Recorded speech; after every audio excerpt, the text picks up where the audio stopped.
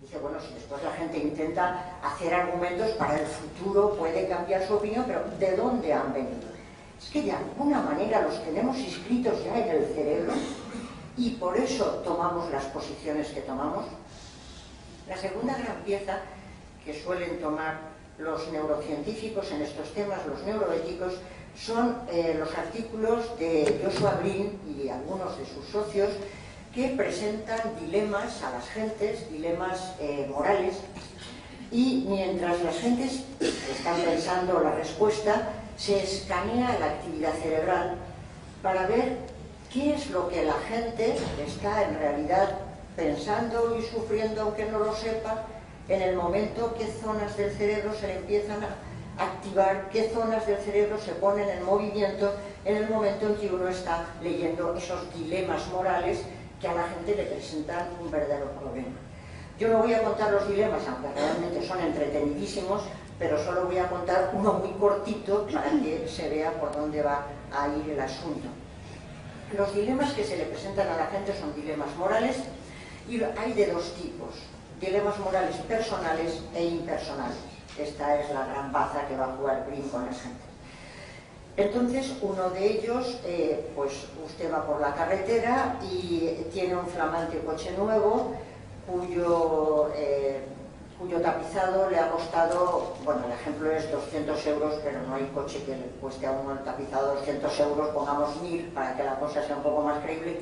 Le ha costado 1000 euros el tapizado y usted va por la carretera tan tranquilamente y encuentra a un herido que está desangrándose en la carretera. Gran problema. El tapizado o el herido.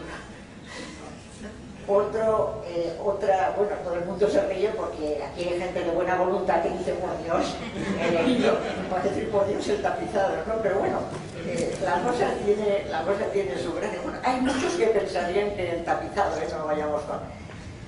El otro dilema, pues usted está en su casa, abre el correo y se encuentra una carta en que le dicen que en África están muriendo una cantidad de niños de hambre impresionante y que si usted manda 1000 euros, la misma cantidad, un niño salvará su vida. Desde un punto de vista racional es lo mismo. 1000 euros y una vida humana en juego y 1000 euros. Racionalmente hablando, es exactamente lo mismo. Mientras las gentes leen esos dilemas, se escanea la actividad cerebral. ¿Y qué ocurre? Que la gente toma mucho más tiempo en pensar en los dilemas impersonales que en los personales. Cuando el tema es personal, cuando se está tratando del herido que está al borde de la carretera, la gente contesta inmediatamente. Y la contestación inmediata es la de hay que salvar al querido. En los dilemas impersonales, y además, y esto es muy importante, la respuesta es eminentemente emocional. Las zonas que están ligadas con la emoción son las que fundamentalmente se ponen en marcha, mucho más que las zonas que están ligadas con el razonamiento. Ante el caso concreto, emotivamente, alguien se lanza a ayudar y entonces la emoción se pone en marcha. Mientras que en los dilemas impersonales, lo que entra la emoción entra poco, los códigos que se ponen en marcha son muy fríos y, sin embargo, hay que razonar y entonces la gente empieza a pensar, bueno, sí, pero es que tú mandas el dinero y se lo gasta cualquiera y entonces viene todo ese proceso de razonamiento que es mucho más frío y mucho menos emotivo.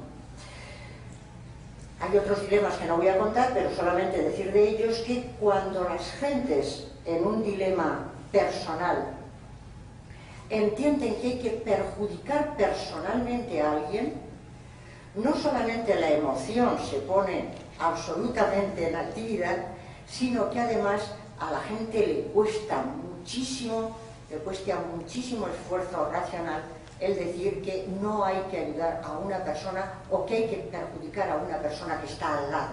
Siempre el problema personal lleva mucho esfuerzo de decir que no habría que ayudar a una persona. Si hacen falta más dilemas, se cuentan luego, ya digo que son sumamente entretenidos, pero lo que me interesa es la conclusión que se saca de todo esto. ¿Qué conclusiones sacan Green y sus seguidores de todo esto? pues evidentemente que nos afectan muchísimo más los problemas que les afectan a las personas que nos son cercanas, a las personas que están cerca, que a las personas que están lejos. Los lejanos nos producen un verdadero desinterés. ¿Por qué ocurre esto? Y entonces viene el gran tema.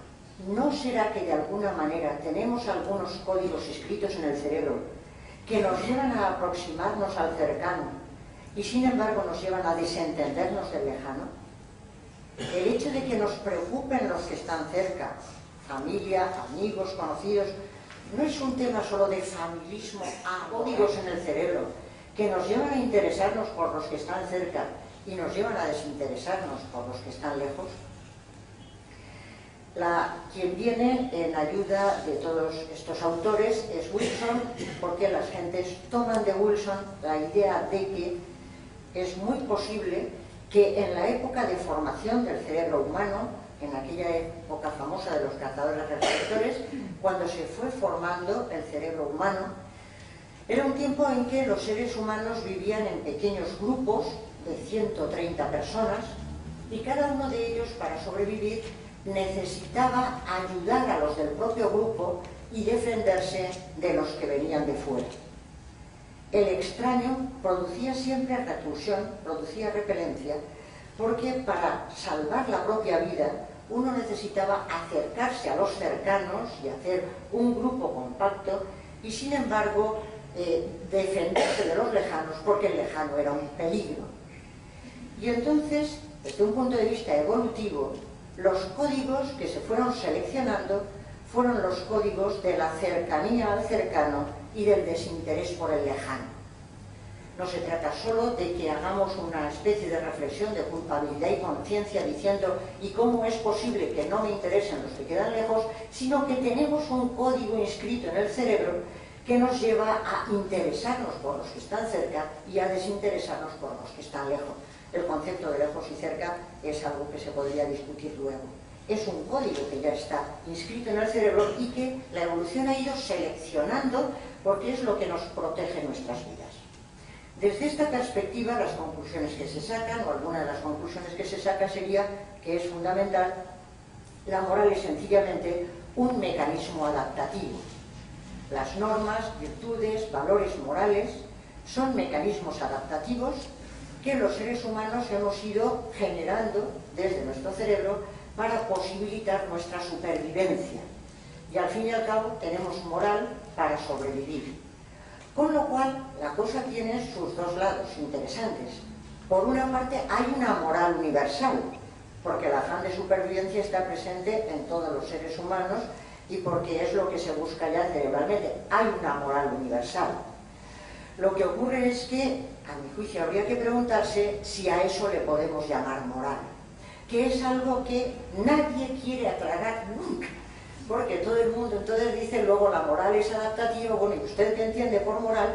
Bueno, esto es la que ya empieza a quedar, bueno, todas aquellas normas que nos sirven para sobrevivir, y entonces uno dice, cualesquiera normas que nos sirven para sobrevivir, hombre, no todas las normas que nos... Bueno, ¿qué es la moral y en qué sentido decimos que es un mecanismo que nos sirve para adaptarnos? Hay una moral universal que está inscrita en el cerebro y entonces lo que nos lleva es a protegernos, pero podrían descubrirse muchos otros códigos que no solo son los de la ayuda mutua, los de la reciprocidad.